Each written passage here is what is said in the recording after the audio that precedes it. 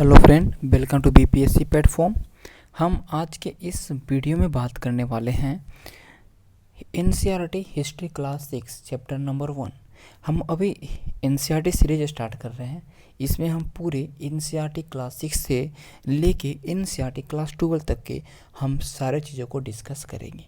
एक एक चैप्टर को डिस्कस करेंगे और एक अपनी हिस्ट्री में बहुत ही मजबूत बेस बनाएंगे। आप इतना समझ लीजिए कि अगर आप एनसीईआरटी को पूरा कंप्लीट कर पा रहे हैं तो आपका 75% हिस्ट्री कंप्लीटेड। बिकॉज सारे हिस्ट्री के जितने बुक देख लीजिए वो एनसीईआरटी से चीज़ों को लिखा रहता है हर एक बुक में। तो अगर आप एनसीईआरटी को एक अच्छे तरीके से कर पाते हैं तो इसके अगर हम बात करेंगे तो एटलीस्ट वीडियो कम से कम 60-70 वीडियो बनेगा। तो सारे वीडियो को देखना है और सारे वीडियो का नोट्स भी बनाना है। जहाँ जहाँ पर आपको लगे कि नहीं चलो क्लास 6 है, इसका नोट्स ज़रूरत नहीं है, तो डेट्स कोई प्रॉब्लम नहीं। क्या आप क्या करिएगा, क्योंकि क्लास 6 का अगर है तो क्लास 6 का जो बुक आपके पास एनसीईआरटी है, चाहे हिंदी बुक हो चाहे इंग्लिश बुक हो, उस पर ही आप नोट्स बना लीजिए, उस बुक पे ही आप लिख लीजिए। लेकिन क्लास 9 से 9, 10, 11, 12 ये बहुत ही महत्वपूर्ण है। इसका आपको अपने कॉपी में नोट्स बनाइएगा। ये मैं पहले आपको बता देता हूँ। तो हम पूरे एनसीईआरटी को करेंगे और जिस तरह से हम धीमा धीमा एनसीईआरटी को ख़त्म करते जाएंगे उस तरह से आपका हिस्ट्री का एक बेस होते जाएगा, बेस मजबूत होते जाएगा। तो हम स्टार्ट करेंगे आज फर्स्ट चैप्टर और फर्स्ट दिन है, तो आज हम ज़्यादा वीडियो को लंबा नहीं खींचेंगे क्योंकि आज है हमारा फर्स्ट वीडियो। ओके, बट जैसे जैसे हम सेशन को आगे बढ़ाते जाएंगे हमारा वीडियो लंबा होता जाएगा और हम हर एक चैप्टर में, हर एक वीडियो में 2 से 3 चैप्टर को कवर करेंगे। ओके, अभी तो जब क्लास 6, 7 तक चलेंगे तो हालांकि जिनको भी ढंग से 9, 10, 11, 12 ये इनको एकदम एकदम रट्टा मतलब क्या मतलब आप चीज़ों को एकदम बारीकी से पढ़ना है। ठीक है, अब अपने सामने सबसे पहला काम, जब भी वीडियो देखिए तो आपका सबसे पहला काम कि आप अपने सामने एनसीईआरटी बुक को रखिए। हिंदी मीडियम के स्टूडेंट है तो हिंदी मीडियम के स्टूडेंट के लिए भी वीडियो, ऐसा नहीं है कि हिंदी मीडियम स्टूडेंट देखेंगे अरे इंग्लिश में है तो चलो क्या देखेंगे वीडियो, उनके लिए ये सब दिमाग में नहीं आना चाहिए। वो भी अपने सामने हिंदी वाले बुक रखें और चीज़ों को समझना स्टार्ट करें, क्योंकि मैं बोलूँगा तो हिंदी में ना, तो चीज़ों आप लोग सब एक एक चीज़ आपको समझ में आएगा। तो फर्स्ट चैप्टर हमारा है what, where, how and when. क्या, कहाँ, कैसे और कब। तो क्लास 6 है, एनसीईआरटी का एक कहने का इतिहास। हम 5 तक देखते हैं तो अलग अलग बुक नहीं था एनसीईआरटी का, सॉरी सब सब्जेक्ट का, लेकिन हम जब क्लास 6 में एंट्री करते हैं तो इतिहास का अलग, ज्योग्राफी का अलग। तो यहाँ पर बच्चों को दिमाग में डाला जाता है कि एक इतिहास एक चीज़ है, एसएसटी के अंदर नहीं, एसएसटी से अलग करता है। मतलब एक पार्ट बनाए कि देखिए इतिहास पढ़ना पड़ेगा, इतिहास में आपको क्या क्या चीज़ें पढ़नी है। तो फर्स्ट चैप्टर में क्या बोला गया, कहाँ क्या कैसे, ये सब चीज़ जानते हैं। इतिहास में कहाँ क्या हुआ, कैसे हुआ, कब हुआ, ये ही इतिहास है। तो अभी बच्चे हैं तो बच्चे लोग को इतिहास में 6 क्लास में इसी तरह चीज़ें डाला जाएगा। तो अभी ऐसा नहीं समझना कि चैप्टर है ये तो बहुत ईजी है, लेकिन आपका बेसिक मजबूत करेगा। आखिर व्हाट इज हिस्ट्री, हिस्ट्री क्यों पढ़ते हैं, हिस्ट्री में क्या चीज़ जानकारी मिलती है। जो हिस्ट्री कभी नहीं पढ़े ना उनको भी समझ में आएगा अगर ये पूरे एनसीईआरटी सीरीज को देखेंगे तो। ओके, तो लेट स्टार्ट। तो फर्स्ट जो हमारा लिखा हुआ है, what can we know about the past. हम लोग अतीत के बारे में, पास्ट के बारे में, अपने पास्ट के बारे में क्या जानते हैं, उस पास्ट से हम लोग क्या जान सकते हैं, ये बोला गया क्या जान सकते हैं। आपका एनसीईआरटी क्लास 6 का अगर आप देखिएगा फर्स्ट जो आप बुक का कवर देखिए, वो बुक पे ही लिखा है आवर पास्ट, हमारा अतीत। तो हमारे अतीत के बारे में जानते हैं ना, अतीत के बारे में क्या चीज़ें थे सब जानते हैं। क्या जानते हैं भाई, शॉर्टकट में चलेंगे हम लोग कि उसमें कि लोग क्या थे, कैसे कपड़े पहनते थे, उस समय के जो हंटर्स थे, शिकारी थे, उनका क्या जीवन था। हेडर्स थे, किसान, सॉरी चारवाहा थे या जो भी घुमंतू लोग थे उनका क्या जीवन था। फार्मर, कृषक का क्या जीवन था, उसमें के राजाओं का क्या लाइफ स्टाइल था। मर्चेंट, व्यापारी, पुजारी, क्राफ्ट पर्सन, ये सारे का क्या जीवन था। उसमें के बच्चे लोग क्या गेम खेलते थे, उसमें के बच्चे लोग क्या देखते थे, उसमें के बच्चे लोग क्या गाना सुनते थे। एनीथिंग हम अपने पास्ट के लोगों के बारे में, उनके रहन सहन, खान पीन, खेल कूद, एक एक चीज़ के बारे में जानना ही इतिहास होता है। और इतिहास हमें यही चीज़ के बारे में जानकारी देता है। जैसे हम मुग़ल काल के बारे में जानते हैं कि मुग़ल काल ने किस समय कैसे उन्होंने अटैक किया, आक्रमण किया, उन लोगों का क्या संस्कृति था, तो कैसे जानते, इतिहास से ना। तो इतिहास टोटली मिला के यही है। ठीक है, नेक्स्ट जो आपका पॉइंट लिखा है, वेयर डिड पीपल लिव। पहले के लोग रहते कहाँ थे भाई, ये भी तो जानकारी मिलता है हमें इस चीज़ से कि पहले के लोग कहाँ रहते थे। तो ये लिखा क्या, देखिए find the river Narmada on map 1। देखिए मैप 1 है, ये मैप दिखाई पड़ रहा है आपको, नर्मदा रिवर दिखाई पड़ रहा है यहाँ पे। ये नर्मदा रिवर है विंध्यन के क्षेत्र में, आपका एमपी में। ओके, तो नर्मदा रिवर के बारे में क्यों देखने के लिए बोला गया है? पहला बात, आपका मैप भी मौजूद हो रहा है यहाँ पे, क्योंकि यहाँ पे आप मैप देख पा रहे हैं, तो नर्मदा रिवर देख पा रहे हैं। तो नर्मदा रिवर के बारे में ये क्या बताना चाह रहा है, पहले ये चीज़ को समझिए। People have lived along bank of this river for several 100,000 year. बहुत सालों, हजार साल तक इस नदी के किनारे लोग रहते थे। इसलिए जब हम पढ़ेंगे आगे ना, तो देखेंगे कि नर्मदा के क्षेत्र में ही एक मानव कंकाल दिखाई पड़ता है, होशंगाबाद ये सब क्षेत्र में, हथनौरा में मानव कंकाल, जो मनुष्य के एक होने का एक प्रमाण मिलता है इंडिया में, इंडियन सब कॉन्टिनेंट में। तो कहीं ना कहीं इतिहास बता रहा है ना, तो इसलिए नर्मदा को डाला गया है। तो अभी क्लास 6 है, तो ज़्यादा चीज़ें आपको दिखाई यहाँ पर नहीं पड़ेगा, लेकिन एक बेसिक अंडरस्टैंडिंग आपको होगा। Some of the earliest people who live here is skill gatherer. कुछ लोग यहाँ पे जो रहते थे वो बहुत ही स्किल्ड, एक मतलब कुशल संग्राहक थे। संग्राहक मीन्स पहले के लोग के क्या था, खाना किसी का शिकार किए, फिर उस शिकार को जमा करते थे, भी बाद में खाते थे। पहले के लोग का यही था, वो गैदरर थे, नॉट देयर प्रोड्यूसर। वो उत्पादक नहीं करते, वो कोई भी खाना का उत्पादन नहीं करते थे। वो खाना को चाहे तो शिकार करते थे, चाहे तो उसको जमा करते थे। उत्पादक बाद में बनते हैं ना, कि खेती करते हैं तो उत्पादक बनते हैं, लेकिन अभी तक ये खाना को गैदरिंग कर रहे थे। ये बहुत पहले की बात कहा गया, ठीक है। Dates people who gather their food, ये बताया गया। देने वो जानते थे कि जो वेल्थ ऑफ प्लांट, जो पेड़ हैं उनसे बहुत ज़्यादा, मतलब उनको वास्ट वेल्थ, मतलब बहुत ज़्यादा उनके उससे धन मिलेगा। मतलब कहने का मतलब कि जो भी जंगल वंगल है ये सब सारे से बहुत इनको फ़ायदा है, उनसे उनको खाने की चीज़ें मिलेगा, उनको बहुत सारी चीज़ें मिलेगा। ये थे, वो कलेक्ट करते थे रूट फ्रूट्स और अदर फॉरेस्ट प्रोड्यूस। बहुत सारे जंगलों के जो उत्पाद थे, जैसे कि तना हो गया, जड़ हो गया, फल हो गया, इन सारे चीज़ों से वो खाना एकत्रित करते थे, और साथ ही साथ वो एनिमल को भी हंट करते थे। ऐसा लिखा गया। ओके, कह रहा now find the Sulaiman and Kirthar hill to the north west. कह रहा कि सुलेमान हिल और किरथार हिल को आप देखिए कहाँ पर है। सुलेमान और किरथार हिल अगर हम बात करें भाई, तो देखेंगे हम पाकिस्तान वाले क्षेत्र में। ये देखिए सुलेमान और ये किरथार हिल है, ठीक है।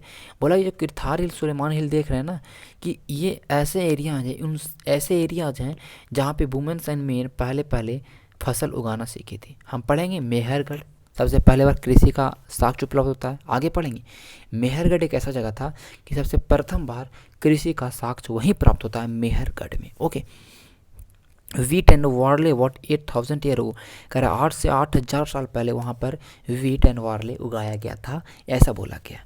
यहाँ से लोग और भी लोग पशुपालन करना स्टार्ट किए। Period sheep goat and cattle live in the village. उन लोग गांव में रहने लगे। साथ ही साथ पहले लोग क्या कर रहे थे, पहले लोग एक तरह से संग्राहक के रूप में इस्तेमाल कर रहे थे, शिकार कर रहे थे, लेकिन धीमा धीमा लोगों ने पशुपालन करना स्टार्ट किया, खेती करना स्टार्ट किया। लोग धीमा धीमा घुमंतु से धीमा धीमा लोग अस्थायी रूप से बन रहे हैं।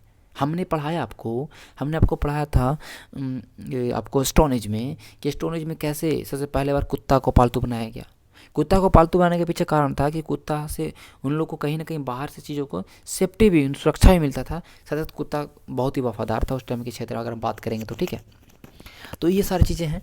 बोला कि locate the Garo hill to the north east and the Vindhyan in the central India. कह रहा है कि गारो हिल, अब गारो हिल दिमाग में आएगा तो ज्योग्राफी। गारो हिल कहाँ पे आपका, यहाँ पे मिजोरम का आप देख रहे हैं, मेघालय क्षेत्र में गारो हिल्स हैं। ओके, मेघालय में गारो काशी जंतियाँ हैं। कह रहा है कि और Vindhya in the central India, Garo और यहाँ पे विंध्यन, देखिए दो जगह पे आपको दिखाई इसलिए कह रहा है क्योंकि यहाँ पे बोला जा रहा है कि कुछ ऐसे एरियाज हैं जहाँ पर एग्रीकल्चर डेवलप हुआ था, भारत के अंदर कृषि विकसित हुई थी। The place where rice were first grown to the north to the Vindhyan. आपको पहला पता होना चाहिए कोल्डीवा से आपको चावल का साक्ष्य मिलता है, जो कि कोल्डीवा यूपी में था। तो ये विंध्यन क्षेत्र के बारे में बात कर रहा है। हम सब आगे आपको एक एक चीज़ बताएंगे, लेकिन अभी आपको अंडरस्टैंडिंग डेवलप करना है कैसे कैसे लोग कहाँ कहाँ रह रहे हैं। ओके, कह रहा कि trace the river Indus and it's tributaries.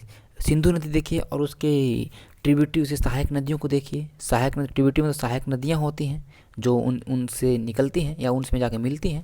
कह रहा है कि 4700 साल पहले कुछ अर्ली सिटी यहाँ पे, जैसे कि पढ़ेंगे हड़प्पा सिविलाइजेशन देखते हैं तो क्या 2500 BC आपको दिखाई पड़ता है, 1350 BC। तो आज तो देख सकते हैं 2020 चल रहा है, तो आज से 2000 साल पहले मतलब 4000 साल पहले 47 साल पहले। देखते हैं कि हड़प्पा सभ्यता बसी थी, ठीक है, ये सब देखते हैं। लेटर 2500 ईयर वो हम देखते हैं कि कुछ गंगा नदी किनारे पे कुछ शहर बसे, ठीक है, वैदिक कल्चर के शहर आके देख लेते हैं। तो ये सब बताया जा रहा है कि देखिए धीमा धीमा लोग अब नदी के किनारे बस रहे हैं, कुछ खेती करना स्टार्ट कर रहे हैं, लोग अस्थायी जीवन व्यतीत कर रहे हैं। धीमा धीमा ये चीज़ आपको एक ग्रेजुअल डेवलपमेंट आपको देखने को मिल रहा है। Locate the Ganga and its tributary call the Son. कह रहा है कि सोन नदी जो है, गंगा की जो ट्रिब्यूटरी है, एक सोन नदी है, जो आपको इसके बारे में बता रहा है कि वहाँ पे भी कहीं ना कहीं एंशेंट लोग वहाँ पे रहते थे, जैसे कि मगधा एम्पायर की बात कर रहा है। मगधा एम्पायर का राजधानी पाटलिपुत्र था, जो कहीं ना कहीं गंगा और सोन की नदी पे संगम पे बनाया गया था पटना में। ये चीज़ आपको इसमें बताने की बात की गई है। ओके, ये सब चीज़ें इसमें लिखा गया through people travel from one part to the subcontinent to other. बोला कोई लोग थे जो भारतीय उपमहाद्वीप से एक जगह से दूसरे जगह ट्रेवल कर रहे थे, डिजर्ट थे, रिवर्स था, सबको पार करते हुए, ये सब कुछ को पार करते हुए लोगों ने हर एक जगह पे सर्च की। क्यों गए? क्योंकि उन्हें चाहिए था लाइवलीहुड, आजीविका के लिए एक जगह से दूसरी जगह भ्रमण करते थे। वे चाहते थे कि कभी कभी कहीं कहीं बाढ़ आ गया, कहीं कहीं सुखाड़ आ गया, तो वहाँ से भागने के लिए, उससे बचने के लिए अलग जगह पर जाते थे, ठीक है। कोई लोग आर्मी के रूप में जाते थे, कुछ लोग दूसरे क्षेत्र को जीतते थे, कुछ जैसे कि कुछ मर्चेंट थे वो अपने कारवा के साथ जाते थे, कुछ शिप को लेके जाते थे, उसमें बहुत सारे सामान थे। मतलब कहने का मतलब लोग एक जगह से दूसरी जगह भ्रमण अभी करना स्टार्ट कर रहे हैं। In the search of food, in the search of livelihood, in the search of many thing. आप कह सकते हैं कि वो लोग अपने साम्राज्य को बढ़ाने के लिए वैसा काम कर रहे हैं कि आगे से जीत रहे हैं, आगे जीत रहे हैं, वो जीत रहे हैं, सब कुछ कारण। कह रहा है कि कुछ ऐसे टीचर थे, धार्मिक टीचर थे, वो गांव से शहर, शहर से शहर, ये सब चीज़ें चलते थे, अपने ज्ञान को फैलाते हुए रहते थे। ये सब सारी चीज़ें इनके बारे में बताएं, क्योंकि क्लास 6 में पढ़ रहे हैं, तो क्लास 6 ऐसा भी आपको यहाँ पे जानकारी मिलने वाला है। बातों को समझ पा रहे हो अच्छी तरह से? Okay. Why do people travel now day? लोग आज क्यों ट्रेवल करते हैं? लोग आज क्यों ट्रेवल कर रहे हैं? आज लोग क्यों ट्रेवल कर रहे हैं? लोग आज एक्सप्लोर करना चाह रहे हैं कि हम जानेंगे कि वहाँ की संस्कृति क्या है, वहाँ का समाज क्या है। अमेरिका जाएंगे, अमेरिका में देखेंगे कैसे रहन सहन है। सब लोगों का ट्रैवल करने का तो वही बात है कि वो जानना चाहते हैं। वो अपने एक माउंटेन को स्केल करना, सब अलग अलग ऊँचे ऊँचे पहाड़ों को चढ़ना चाहते हैं, समुद्र को लांघना चाहते हैं, बहुत सारे ऐसे काम ये करना चाहते हैं। ये बताया गया है इसके अंदर में, ठीक है। These movement people enrich our culture, और यही सब मूवमेंट से क्या होता है कि हमारा कल्चर इनरिच हुआ, वहाँ का कल्चर यहाँ पे आया इंडिया में, इंडिया का कल्चर वहाँ पे गया। इस तरह से कल्चर का भी एक तरह से विकसित होता है, हमारा ट्रेडिशन भी एक तरह से बढ़ते जाता है। बातों को समझ पा रहे होंगे ये क्या चीज़ें हैं, इतिहास के बारे में हम पढ़ रहे हैं। भाई name of the lands, Bharat का नाम, भारत क्यों पड़ा, ये सब बारे में बताया गया। दो वर्ड्स हम जब हमेशा सुनते हैं अपने देश के बारे में, इंडिया और भारत। इंडिया कहाँ से आया? इंडस, इंडस मतलब सिंधु नदी था, उसका इंडस इंग्लिश में बोलते थे, संस्कृत में सिंधु बोलते थे। तो ईरान और ग्रीस अब नाम दिखेगा। ईरान और ग्रीस, जब आप एटलस खोजिएगा तो वहाँ पे ईरान और ग्रीस दिखाई पड़ेगा।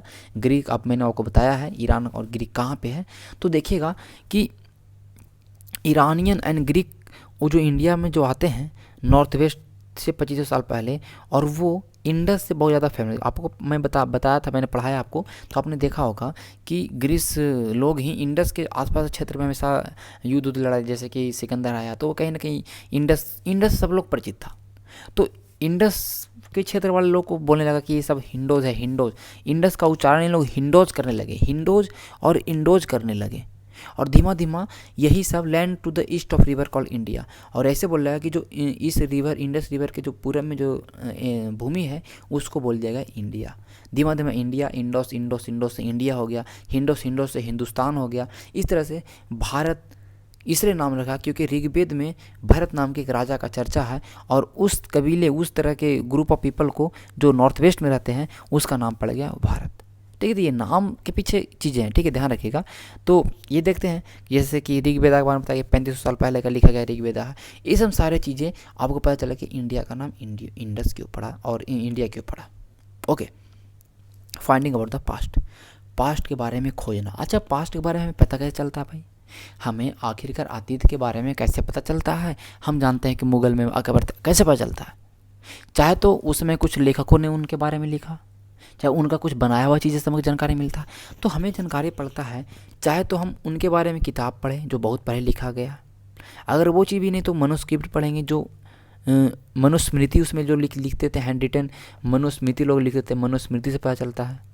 और भाई क्या है, ओके, मनुस्मृति जो हाथ के द्वारा लिखे उसको बोलते थे मनुस्मृति। कहीं पेज पे, कहीं मतलब उसमें के जो भी चीज़ें थे, कहीं छाल पे, पत्तों पे, सब उसको मनुस्मृति बोले, ठीक है। तो मनु से हुआ, मनु का मतलब होता है हाथ, ये लैटिन वर्ड है, ओके, जो कहीं ना कहीं पाम लीफ पे लिखा जाता था, कहीं कहीं कुछ पेड़ों के छाल पे लिखा जाता था, ओके। ये सब जो हिमालय में ये सब छाल, मतलब हिमालय रीजन में ये सब छाल उत्पन्न होते थे, मतलब पेड़ में उस तरह के पेड़ों के छालों काट काट के उस पर लिखा जाता था कुछ कुछ उस तरह के, ठीक है। ये बोला गया। बहुत सारे मनुस्क्रिप्ट डिस्ट्रॉय हुए क्योंकि कीड़े मकोड़े खा गए या कुछ बाढ़ के कारण, मतलब बहुत सारे ऐसा प्रॉब्लम हुआ कि वो मनुस्क्रिप्ट नहीं रहे। कुछ कुछ हैं तो उनसे हमें जानकारी मिलता है, उससे हमें जानकारी मिलता है। देख सकती है मनुस्क्रिप्ट का एक उदाहरण आपके सामने, कौन सा भाषा में लिखा हुआ है या पढ़ लीजिए, ओके। ये बता रहा है कि कुछ ऐसे मनुस्क्रिप्ट जो जिन्हें टेम्पल में रख दिया गया, मंदिरों में, तो सुरक्षित हैं। कुछ में बहुत सारे सब्जेक्ट, कुछ में धार्मिक आस्थाएं हैं, धार्मिक प्रथाओं के बारे में लिखा गया है। उसमें कि लोगों का जीवन, उन राजाओं का जीवन क्या था, क्योंकि राजाओं मनुस्मृति पे ही राजा अपन लिखते थे कि हम ये हैं। बहुत सारे अभिलेख लिखाया गया, इंस्क्रिप्शन, अशोका ने बहुत सारे इंस्क्रिप्शन लिखा है। तो अशोक के मौर्य काल की जानकारी कहाँ से मिलता है? ज़्यादातर अशोक का अभिलेख से जानकारी मिलता है। तो ये सारी चीज़ें बता रहा है कि ये सारे से ही हमें इतिहास जानकारी मिलता है। तो आपको ये बताना चाह रहा है कि अभिलेख है, मनुस्क्रिप्ट हैं, बहुत सारे उस समय जो लोग इस्तेमाल करते थे और भी चीज़ें उनसे, ठीक है। जैसे कि मनुस्क्रिप्ट क्या लिखा था, कोई राजा कोई काम किया तो वो लिखवा दिया इंस्क्रिप्शन पर कि हमने इसका निर्माण करवाया। जैसे अशोक ने बहुत सारा काम ऐसा करवाया। अशोक के अभिलेख आप पढ़िएगा बहुत सारी चीज़ आपको दिखाई पड़ता है। कुछ आर्कियोलॉजिस्ट हैं जो क्या करते हैं, आर्कियोलॉजिस्ट किसको बोलते हैं? वो लोग जो पुराने चीज़ों के बारे में अध्ययन करते हैं, पुराने वस्तुओं के बारे में अध्ययन करते हैं, उनको आर्कियोलॉजिस्ट बोलते हैं। तो पुरातत्व विज्ञान उस शाखा को बोलते हैं, और पुरातत्व बोलते हैं, ठीक है, पुरातात्विक बोलते हैं। तो पुरातत्व विभाग वाले लोग क्या करते हैं, पुराने वस्तुओं को देखते हैं, पहले के जो कुछ ऐसे इमारत बने हुए, पहले कुछ ऐसे वस्तुएं मिले, उनको सर्च करते हैं, उनसे इतिहास को इंटरप्रेट करते हैं। ये सारा बताइए कि उसमें के जो लोग बीपन इस्तेमाल करते थे, उसमें के लोग जो पात्र इस्तेमाल करते थे, पैन्स हो गए, कुछ आभूषण हो गए, ये कुछ कॉइन इस्तेमाल करते थे, उन सब से कहीं ना कहीं हमें एक तरह से इतिहास की जानकारी मिलती है। देखिए ये बहुत ही ज़बरदस्त रूप से आप देख रहे, दिखाई पड़ रहा होगा, ये उस समय का पोट्री है जो कहीं ना कहीं कुछ अनाज रखने के लिए इस्तेमाल किया जाता है। इसमें जो डिजाइनिंग है, इस सबको पढ़ते हैं अच्छे तरीके से, आर्कियोलॉजी लोग समझते हैं चीज़ों को और इतिहास को लेखन कला का स्टार्ट करते हैं। कुछ मुहरें हैं जो देखिए, मुहरें सिंधु सभ्यता का मुहर है, तो मुहर से जानकारी पता चलता है क्या मुहर में इन्होंने अंकित किया हमेशा। तो उन सारी चीज़ों से कहीं ना कहीं कोई चीज़ें हमें दिखाई पड़ता है। बात को समझ पा रहे हैं? आर्कियोलॉजी लोग कुछ लोग हड्डी, उसमें के जो एनिमल्स थे उनके हड्डियों से भी अध्ययन कर लेते हैं कि उस समय के जो रहते थे वो क्या खाते थे, उस समय के लोग जानवरों को खाते थे या नहीं। ये सब सारे जानकारी, किस लोगों को पालतू बनाया, तो हड्डियों से जानकारी निकालते हैं। तो ये सब हिस्टोरियन का काम है, ये सारे आर्कियोलॉजिस्ट का काम है। ये मनुस्क्रिप्ट हो गए, इंस्क्रिप्शन हो गए, एंड आर्कियोलॉजिस्ट हो गए, ये सब सारे सोर्स से ही हम इतिहास के बारे में जानते हैं। कह रहा वन पास्ट और मैनी, एक अतीत है या बहुत सारे अतीत हैं, ये बात बोल रहा है, ठीक है। तो कह रहा है ना, देखिए बात को समझिएगा कि the lifes of herder and farmer were different from the those of kind of king. कह रहा है कि देखिए उस समय के राजा का जो जीवन था और वहाँ का जो किसानों का जीवन था, वो सारे जीवन ही अलग था। उस समय के जो लोग व्यापारी रह रहे थे, मर्चेंट, उनका जीवन अलग था। कुछ शिल्पकार थे, उनका जीवन अलग था। तो सबका जीवन अलग अलग है, तो सबके इतिहास भी हम अलग अलग पढ़ते हैं। हम जब इतिहास को बांट के पढ़ते हैं ना कि उसमें के समाज क्या था, उसमें का आर्थिक चीज़ें क्या रही, तो ये सारे ये बोला जा रहा है, ठीक है। तो जो आज हम फॉलो कर रहे हैं वही इतिहास तो हम आज फॉलो कर रहे हैं ना।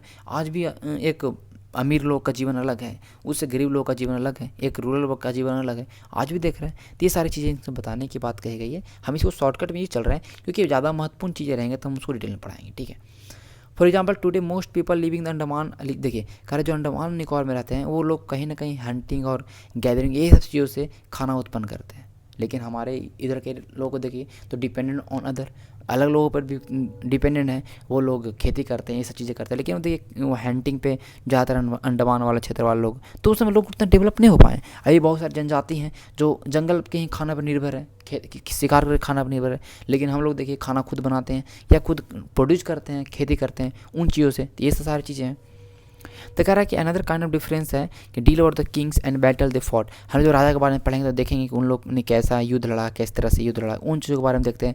जब ऑर्डिनरी पीपल के बारे में पढ़ेंगे तो उनका हम देखेंगे किस तरह से शिकार करते थे, वो किस खेती कैसे करते थे। इन सारी चीज़ों जब राजा ने जो भी जानकारी इकट्ठा किया वो राजा ने अपना युद्ध के बारे में लिखवाया। किसान लोगों ने जो भी चीज़ें बताएगा तो किसान लोगों ने अपनी खेती के बारे में बताया, अपने हंटर के बारे में बताया। ठीक है, ये सब इतिहासकार को समझने में आसानी होता है। जब राजा का पढ़ेंगे, राजा के बारे में कोई लिपि मतलब मनुस्क्रिप्ट को पढ़ेंगे या कोई इंस्क्रिप्शन को पढ़ेंगे तो राजा अपना युद्ध विजयी क्षेत्र, सब चीज़ों के बारे में बताएगा। ओके, तो ये सारी चीज़ें आपको इसमें बताया गया है। कह रहा है ये ध्यान रखिएगा। ओके, ठीक है। अब कह रहा है what do date means. Date का मतलब क्या होता है, तिथि का मतलब क्या होता है। इतिहास के संदर्भ में अगर हम देखेंगे तो मैं आपको एक चीज़ बताना चाह रहा हूँ, ये चीज़ आप मत पढ़िए, मैं आपको बताना चाह रहा हूँ। एक होता है BC, एक होता है AD।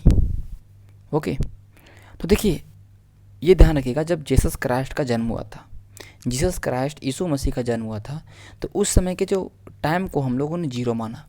जब तक वो जीसस क्राइस्ट का जन्म हुआ, जब तक जीसस क्राइस्ट रहे, तो उन बीच वाले डेट को मेंशन करते ही नहीं है। इतिहासकार जब पढ़ते हैं पढ़ाते हैं तो उस समय को मेंशन नहीं करते हैं। बाकी उनकी मृत्यु के बाद वाला डेट को बोलते हैं आफ्टर डोमिनी, मतलब ईसवी, ईसा मसीह के बाद वाला समय को बोलते हैं ईसवी। और ईसा मसीह जन्म के पहले वाला समय को इन्होंने रखा क्या, बिफोर क्राइस्ट, मतलब ईसा पूर्व। तो ईसा पूर्व, अच्छा पूर्व कहते हैं, मतलब आपको कह दे क्या आज से 10 साल पहले, आज से 20 साल पहले, तो कौन ज़्यादा हुआ, आज से 10 साल पहले वाला ज़्यादा हुआ या आज से 20 साल पहले वाला ज़्यादा हुआ। तो देखिए आज से 10 साल पहले आपको अगर बोलेगा तो आज अगर 2020 चल रहा है, 2021 चल रहा है, तो आज से 10 साल पहले बोलेगा तो आप 2011 के समय को बोलिएगा। अगर आपसे आज से 20 साल पहले बोल दे तो आप 2001 के समय को बोलिएगा। तो यहाँ पर ये हुआ कि जब भी हम ईसा पूर्व की बात करेंगे तो टाइम जितना करीब आएगा, 10 साल पहले, 5 साल पहले, वो उतना ही नया होगा, और टाइम जितना भी पुराना चलता जाएगा वो उतना ही पुराना होगा। ये चीज़ों को समझना है। और जब भी किसी का भी यहाँ पे जन्म की बात हो जाए, किसी राजा के जन्म की बात कह दे या कुछ भी कह दे, तो हमेशा ध्यान रखिएगा कि ईसा पूर्व में, जैसे कोई अगर जन्म लेता है 50 साल पहले तो वो मरेगा कब, 30 साल पहले। ऐसा नहीं करना है कि वो मरा 70 साल पहले, तो वो उल्टा चला जाए क्योंकि आप ऊपर बढ़ रहे हैं। तो जब भी ईसा पूर्व में से आपको घटाना है, ईसा पूर्व में आपको कम करना है, तो आपको डेट घटते जाएगा। ठीक है, अगर यही देखिए, अगर आपकी जन्म 2020 में हुई है और तो अगर आपका 40 साल बाद जो उम्र होगा वो 2060 में क्या बोलेगा, मेरा 2060 में मेरे 40 साल उम्र हो गया। लेकिन जब ईसा पूर्व में बात करेंगे तो वही हमारा घटते आएगा, कितना साल पहले, इतना साल पहले, इस तरह से। तो इसमें कन्फ्यूजन नहीं होना। जैसे कि अगर हम बात कर लेते हैं, एक एग्जाम्पल ले लेते हैं कि भगवान बुद्ध का जन्म हुआ था 563 BC में, मतलब 563 ईसा पूर्व भगवान बुद्ध ने जन्म लिया और भगवान बुद्ध का मृत्यु हुआ 483 BC में। अब बोलेगा अरे वो तो उल्टा बता रहे हैं आप।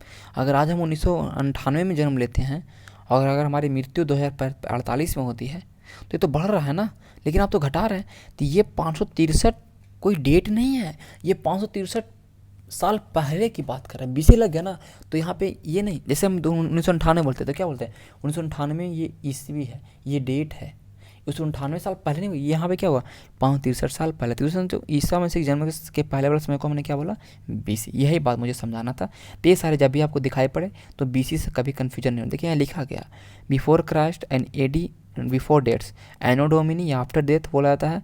ओके, ये सब सारी चीज़ आपको समझना है, बहुत बड़ा चीज़ नहीं। ठीक है, और देखिए कहीं कहीं पे देखते हैं कि C भी इस्तेमाल होता है AD की जगह पे, तो इससे कन्फ्यूजन नहीं होना। ठीक है, ध्यान रखिएगा, जब भी आपको C लिखा रहेगा या AD लिखा रहेगा या ईस्वी लिखा रहेगा, केवल ईस्वी, ये तीनों एक ही है। ठीक है, ये तीनों कॉमन एरा बोलते हैं।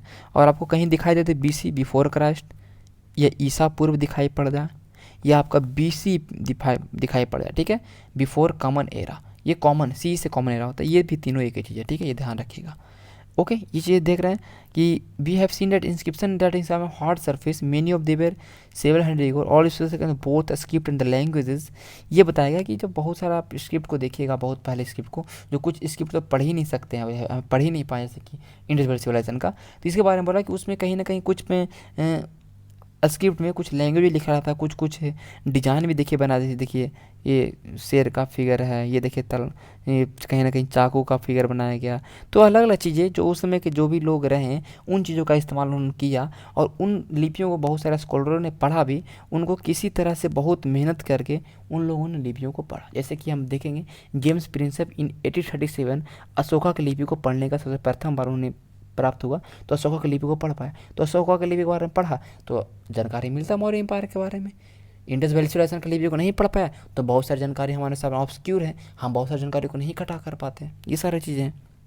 Okay, one of the most famous story of the decipherment comes from the Egypt country in the North Africa where there were king and queen over the Pansa। ये बोला गया है कि one of the most famous story of the decipherment comes from the Egypt। एक बहुत ही मतलब कहने का मतलब बहुत ही महत्वपूर्ण स्टोरी है जो हमें एक तरह का मतलब लिपि को पढ़ने का के बारे में इजिप्ट से मिलता है। वो है नॉर्थ अफ्रीका कंट्री है इजिप्ट, जहाँ पर रानी और राजा रहा करते थे 500 साल पहले। ठीक है, Rosetta is a town in the north coast of the Egypt and here inscribed stone was found which contain inscription in their 3 different language, Greek and 2 form Egypt. बोला कि देखिए रोसेटा की जगह है इजिप्ट में, वहाँ पे एक लिपि मिला, एक इंस्क्रिप्शन अभिलेख मिला, वहाँ पे 3 भाषाओं में लिखा, ग्रीक में और 2 अलग अलग भाषाओं में। उसको पढ़ गया और पढ़ने के बाद वहाँ के राजाओं का नाम, वहाँ की रानियों का नाम उन लोगों ने पता करवाया। ठीक है, कॉल्ड कार्टोज। ठीक है, ये मतलब लिपि को पढ़ने के बाद वहाँ के राजा रानी का नाम पता किया। ठीक है, ये चीज़ें। अब लास्ट में कुछ क्वेश्चंस हैं आपको बताना है। नर्मदा वैली, मगधा, गारो हिल्स। आपने मगध के बारे में क्या पढ़ा कि पहला किंगडम था, सबसे पहला बड़ा साम्राज्य मगध पे। नर्मदा वैली के मैंने क्या बताया कि यहाँ पर सिटीज अबाउट 2500 ईयर अगो। नहीं, नर्मदा वैली के बारे में हमने क्या देखा कि बहुत सारे लोग, ध्यान रखिएगा, ये यही आप लोगों को देखिए, ध्यान रखिएगा, इसको मैं हटाता हूँ, मैं पूरा ऑप्शन को नहीं देखा, चीज़ों को समझिएगा। ठीक है, देखिए, Ganga valleys, Indus and it tributaries, Garo hills. अच्छा, गारो हिल्स के बारे में हमने क्या पढ़ा कि गारो हिल्स और विंध्यान हिल्स में एग्रीकल्चर बने। बहुत अच्छा। इंडियन ट्रिब्यूटरी के बारे में मैंने देखा कि हमारा इस पे पहले शहर बसे थे। ओके, गंगा वैली के बारे में हमने क्या देखा कि गंगा, देखिए अब नर्मदा वैली पे देखा था हमने कि हंटिंग और गैदर्स के रूप में यहाँ पर लोग रह रहे थे नर्मदा घाटी में, और गंगा वैली में लोग सबसे पहला सिटी पाटलिपुत्र। ये सारे चीज़ें आपको मिलाना था। अब इस कुछ क्वेश्चन से मनुस्क्रिप्ट के बारे में और इंस्क्रिप्शन के बारे में डिफरेंस बताना है। तो मनुस्क्रिप्ट जो हाथ से लिखे जाते थे, इंस्क्रिप्शन जिस पे ये मनुस्क्रिप्ट जो कहीं ना कहीं खुद हाथ से लिखे हुए लेख होते थे, और ये लेप कहीं ने पाम लीफ पे लिखे जाते थे, पाम लीव्स पे या कहीं पर भी पेड़ों के छाल पे, बॉक्स पे। लेकिन इंस्क्रिप्शन क्या भाई कि स्टोन्स पे लिखाया गया, केव्स गुफाओं में लिखाया गया। ओके, बहुत सारे अलग अलग चीज़ों पे लिखवाया गया, विद द हेल्प ऑफ कुछ इंस्ट्रूमेंट के द्वारा लिखाया गया। मनुस्क्रिप्ट में भी कुछ न कुछ राजाओं के बारे में, ये सब एक डिफरेंस बताना था, मैंने एक डिफरेंस बता दिया। रिटर्न टू ये जो अलग चीज़ें, ओके, ये चीज़ें बोला गया कि make all list of all object that archaeologist में फाइंड। कह रहा है कि कुछ ऐसे ऑब्जेक्ट के बारे में बताइए कि जो आर्कियोलॉजिस्ट लोग ने ढूंढा और जो स्टोन से बने थे। तो बहुत सारे पहले के औजार थे, बहुत सारे कुछ इंस्क्रिप्शन से जो कहीं ना कहीं स्टोन से बने थे। तो 6th क्लास कैसा इसमें आंसर देना है, ये सारी चीज़ें हैं। ओके, 3 सारे क्वेश्चंस को आप लोग एक बार कर लीजिएगा। तो हमने आज फर्स्ट चैप्टर ख़त्म किया। मिलते हैं next chapter class 6 chapter number 2। चलिए, धन्यवाद। सेशन को शेयर करते रहिएगा।